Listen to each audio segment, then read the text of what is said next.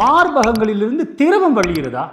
வெண்மை நிறத்திலா, மஞ்சள் அல்லது பச்சை நிறத்திலா, தண்ணீர் போன்றா, இல்லை குருதி போன்றா? பால் போல வெண்மையாக வெளிவந்தால் உங்களுக்கு தைராய்டு பிரச்சனை இருக்கக்கூடும்.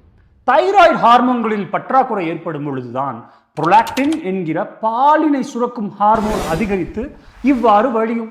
மஞ்சள் அல்லது பச்சை நிறத்தில் வெளிவந்தால் டக்டல் எக்லேசியா, அதாவது வயதின் காரணத்தால் மார்பகங்களின் குழாய்கள் அதிகமாக விரிந்து இவ்வண்ணங்களில் திரவம் கசியலாம். இதனால் எவ்வித பாதிப்பும் இல்லை.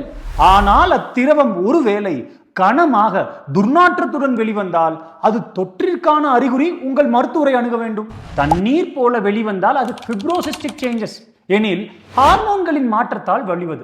அதனால் எவ்வித அச்சமும் வேண்டாம். ஒருவேளை குருதி நிறத்திலோ அல்லது குருதியாகவே வெளிவந்தால் அது மார்பக புற்றுநோயாக இருக்கலாம். காலம் தாமதிக்காமல் உடனடியாக அருகில் இருக்கும் மருத்துவரை அணுக வேண்டும். முக்கியமாக ஒரு மார்பகத்தில் மட்டும் திரவம் வெளிவந்தால் அது கூடுதல் ஆபத்து.